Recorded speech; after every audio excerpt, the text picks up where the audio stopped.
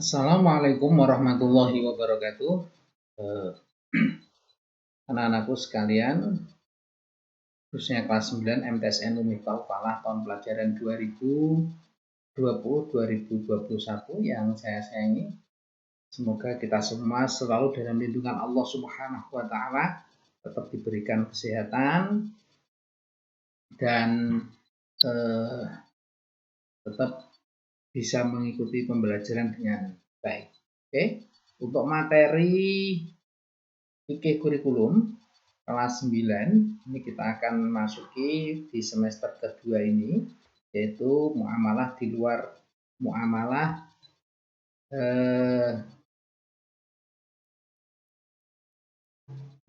jual beli ya. Muamalah selain jual beli, yaitu di sini ada utang piutang, gadai dan hiwalah. Nah, adapun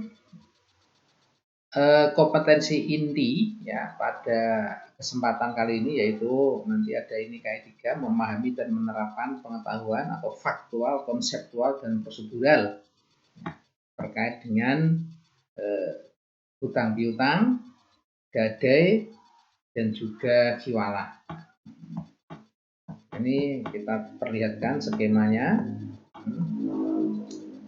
Di tujuan pembelajaran pada materi ini nanti adalah membenarkan ketentuan hutang piutang, menunjukkan sikap menerima ketentuan hutang piutang, gadai dan hiwalah, menunjukkan sikap disiplin dan toleran dalam kehidupan sehari-hari, menjelaskan pengertian hutang piutang, menyebutkan rukun dan syarat, serta mengidentifikasi ketentuan hutang piutang. Oke, ini yang perlu dipahami adalah hutang piutang, pengertian, dasar hukum, ini dasar hukum, ya, rukun dan syarat hutang piutang, hukum hutang piutang, dan juga adab hutang piutang.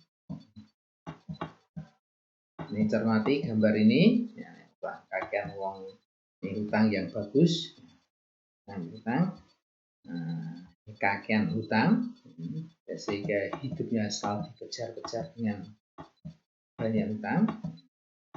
Oke. Apa itu hutang piutang?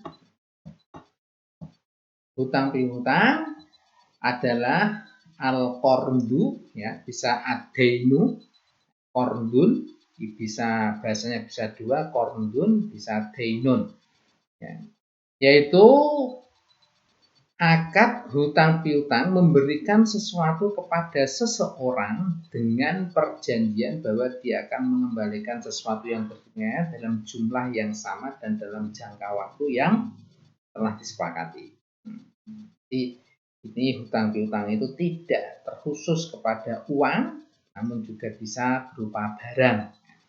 Adapun yang menjadi dasar ini adalah Al-Baqarah, surat yang menjadi dasar hukum. Surat Al-Baqarah, man dalladzi yuqridullaha qardan hasanan fayudhifahu lahu ad'afan katsirah wallahu yaqbidu wa yabsutu wa ilaihi turja'un.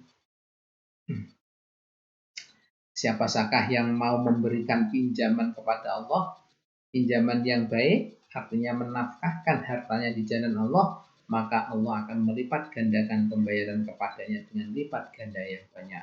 Allah menyempitkan dan melapangkan rezeki dan kepadanya lah kamu dikembalikan. Ini menganjurkan bahwasanya orang yang berpiutang, orang yang menghutangi, ini hendaknya memberikan bantuan kepada orang lain dengan cara ya menghutangi tersebut ya. Nah, longgar rezekine ya dihutangi ya. Upama ora longgar ya wis pas-pasan boleh untuk menghutangkan atau berpiutang kepada orang lain ya.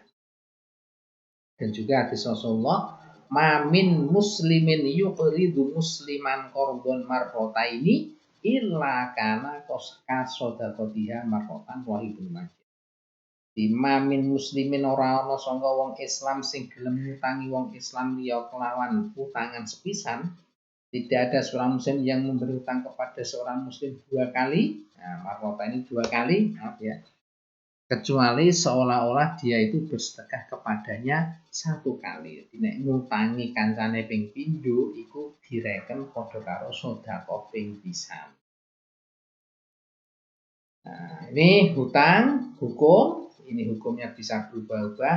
Dia melihat situasi ya, bagi orang yang berhutang itu hukumnya boleh atau mubah.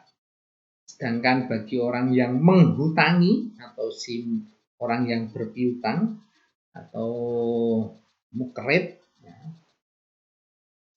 ini adalah wajib, ya, bisa wajib, bisa sunnah. Jadi ini hukum orang yang berhutang menjadi wajib dan hukum orang yang menghutangi pun wajib jika kedua-duanya baik orang yang berhutang atau orang yang menghutangi ini dalam posisi orang yang berhutang dalam posisi keadaan terdesak, kelaparan, untuk pengobatan biaya dan lain sebagainya. Oh, yang terdesak nih orang utang mati ya itu berarti utangi wajib. Hukum memberi utangan itu bisa berubah menjadi haram ya jika terkait dengan hal-hal yang mengandung syariat, yang bertentangan dengan syariat. Misalnya memberi utang dengan untuk membeli minuman keras atau berjudi, dia tahu akan tujuannya dia berhutang, maka bagi orang yang menghutangi itu hukumnya haram. Oke. Nah, sementara rukun dan syarat hutang piutang. Rukunnya tentu ada orang yang berhutang dan orang yang menghutangi. Syarat memberi hutang antara lain adalah ahli tabarruk, yaitu orang yang berbuat kebaikan, wonge pinter.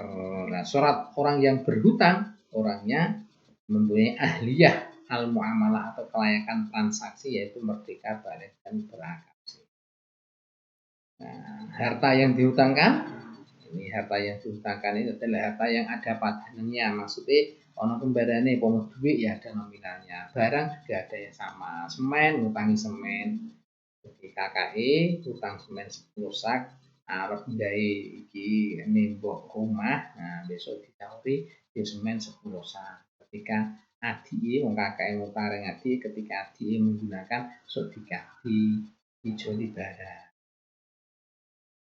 Dan harta yang dihutangkan ini bisa diketahui kadar dan fisiknya. Terus singgot atau ijab kabul. Jadi ijab kabul orang yang melakukan akad dan harta yang dihutangkan itu ya.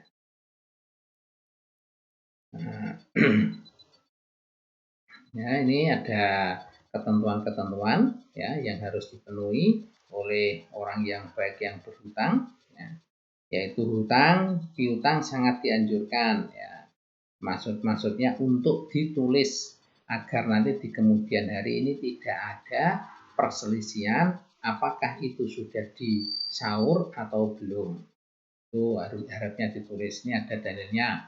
Ya ayyuhalladzina amanu idza tadayantum bidainin ila ajalin musamma faktubuhu wal yaktub bainakum katibun bil adl.